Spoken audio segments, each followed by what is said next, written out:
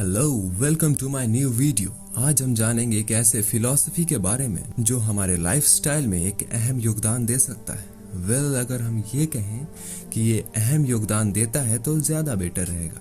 ये जापान की फिलॉसफी है जिसका नाम काइजन है, KIZEN। काइजन जापानीज लैंग्वेज की दो शब्दों से मिलकर बना है। पहला काई जिसका मतलब चेंज यानी कि बदलाव, and second word zen means good, और यहीं से काइजन का मतलब होता है change for the better, that is improvement. Kaizen ऐसे तीन चीजों से मिलकर बना है कि अगर तीनों चीजों में से किसी एक की भी कमी हुई तो काइजन इनकम्प्लीट होगा। तो आइए जानते हैं काइजन के वो तीन स्तंभ जिस पे काइजन टिका हुआ है। The first is continuous improvement in small, sometimes referred to as baby.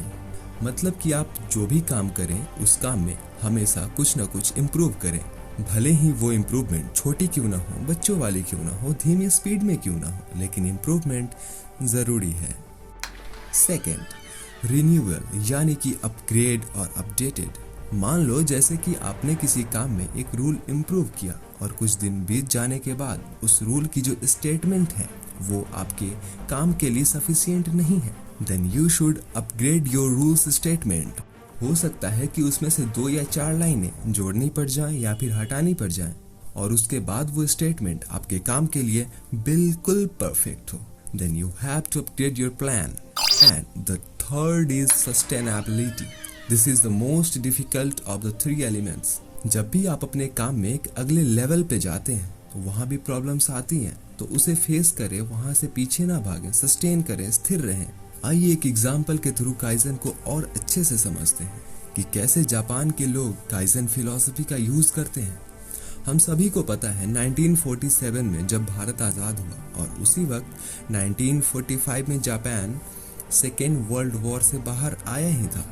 उस वक्त जापान की इकोनॉमी का आप अंदाजा लगा सकते हैं कि वो कितनी नीचे चली गई थी। हिरोशिमा और नागासाकी पे एटम बम गिराया गया था। जापान पूरा तिलमिला चुका था, मगर जापान ने ऐसा क्या किया जो 20 सालों में उन्होंने अपनी इकोनॉमी में रॉकेट लगा दिया। आज भी आप अगर देखें तो जापान की इकोनॉमी वर्ल्ड की टॉप इकोनॉमिक कंट्री में जापान का नाम शुमार है। इसके पीछे एक ही फिलॉसफी थी, दैट वाज काइजन।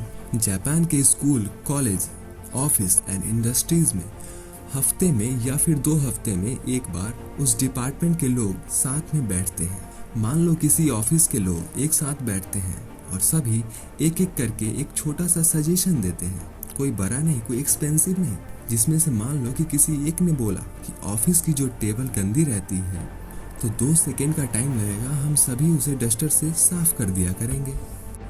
इसी तरह से दूसरे ने कहा कि ऑफिस की जो प्लांट है वो हम सभी मेंटेन कर लिया करेंगे, हर एक आदमी को ज़्यादा से ज़्यादा 5 से 10 मिनट लगेंगे। इसी तरह से सभी लोग एक सजेशन देते हैं और उसे इम्प्लीमेंट करते हैं।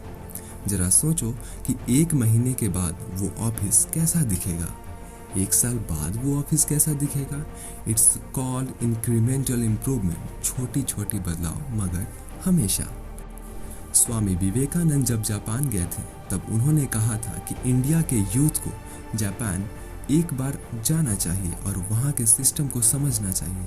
और यही थी जापान फिलॉसफी के बारे में कुछ जानकारियाँ जो मैं इस वीडियो के थ्रू आपसे शेयर कर पाया हूँ। मिलते हैं अगले वीडियो में। Bye, take care.